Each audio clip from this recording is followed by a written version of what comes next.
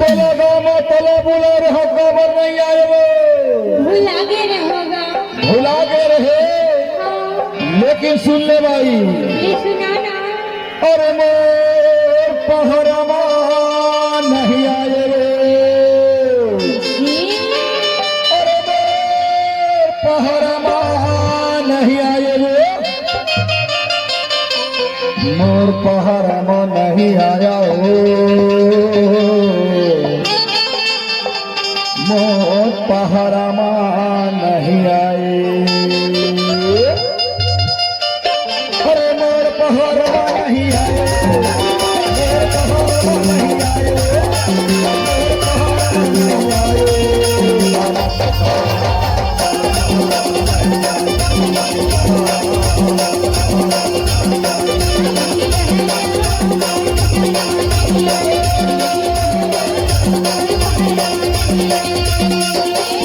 पहरमा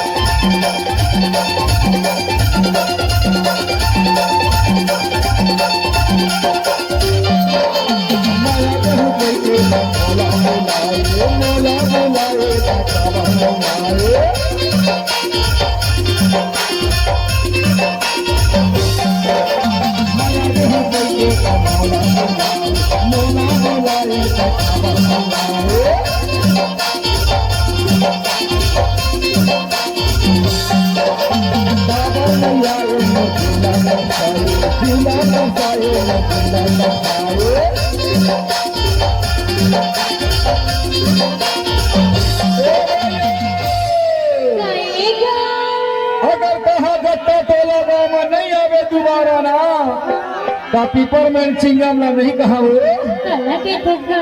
नहीं आवे तो मैं कहूँ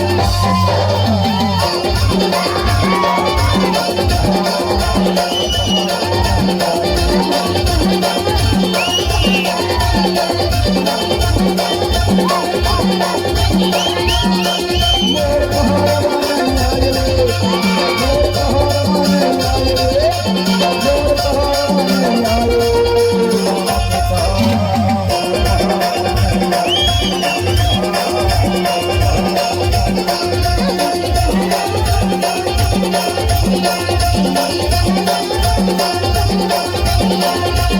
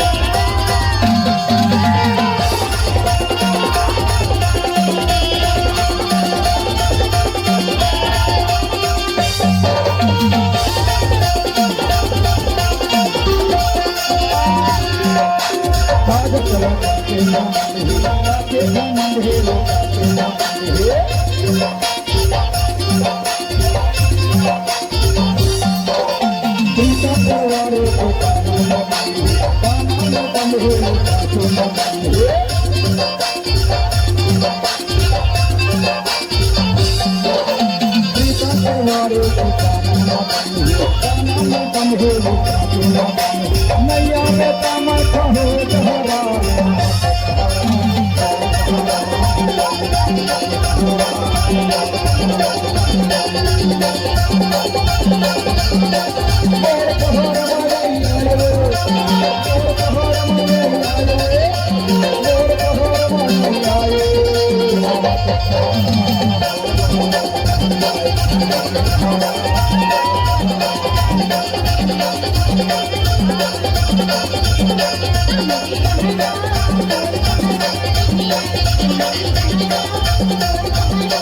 Thank you.